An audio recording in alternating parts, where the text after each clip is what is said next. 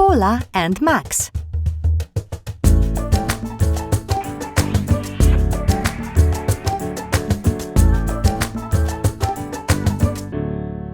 Mum, when can I have a mobile phone?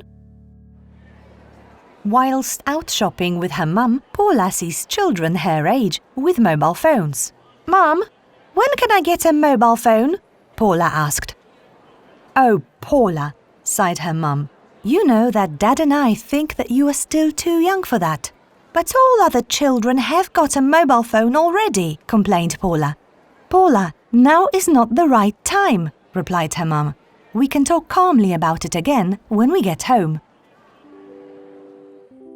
In the evening, Mum and Dad check the internet to find out more information. Look, it says here that 10 years is still too young to have your own mobile phone, said Mum.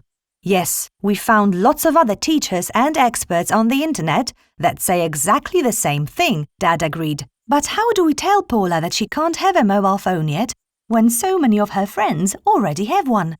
Mum asked. The next day, Mum and Dad have a chat with Paula. Paula, your dad and I did some research on the internet yesterday, said her mum, and all the experts say that 10-year-old children are still too young to have their own mobile phones. Paula is really exasperated, but lots of other children already have a mobile phone. You're both being unfair, complained Paula. Do you actually know why your mum and I don't want to give you a mobile phone yet? Dad asked. Replied Paula. Is it because you don't want me to be on the phone all the time? Yes, you're right, replied Mum. But more than anything, we're also worried that you will look at things that are not appropriate for you yet, such as scenes with violence in them.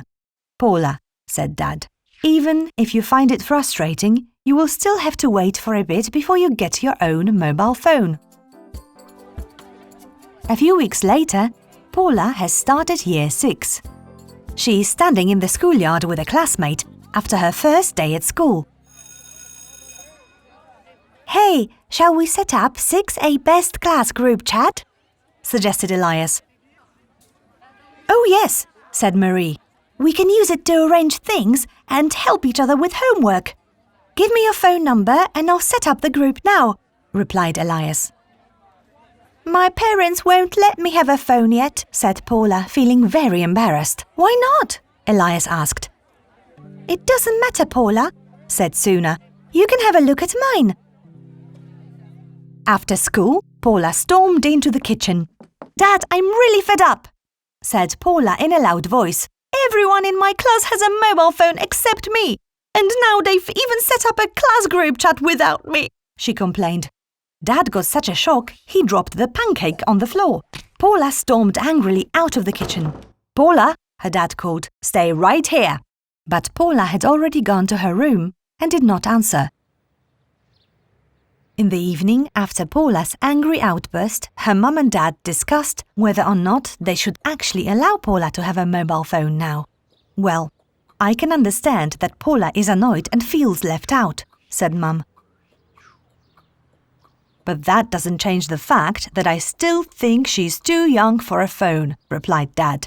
What if we agree a clear set of rules on how she uses it and set up parental controls, suggested Mum. I am not that keen. We could give it a try and see how it works, relented Dad. But we can't leave Paula on her own when it comes to using a phone, and she must stick to the rules.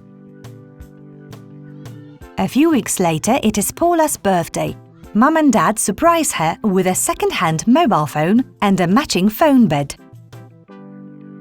Wow, amazing! My first mobile phone, said Paula happily. We've decided to give you a mobile phone after all, said Dad.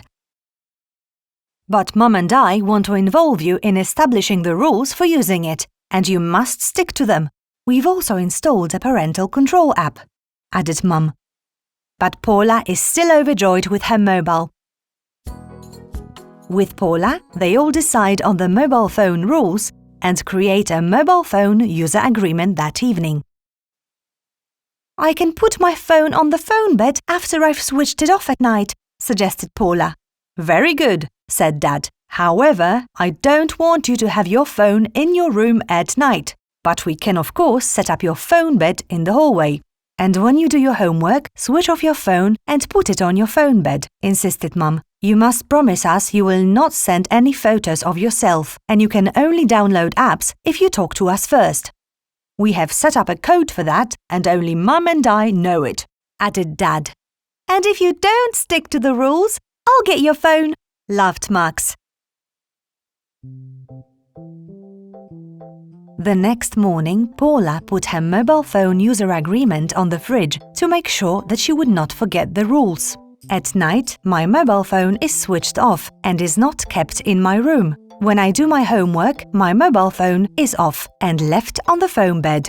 I will not send any photos of myself. I will not download any apps on my own. I am only allowed to spend up to 1 hour a day on my phone. I will secure my phone with a code. I will obey the school rules on mobile phones. I will never give my phone to anyone else. Look, Max, said Paula. You will have to follow these rules too when you have a phone. That's true. But remember that I'll get your phone if you don't stick to the agreement, Max joked.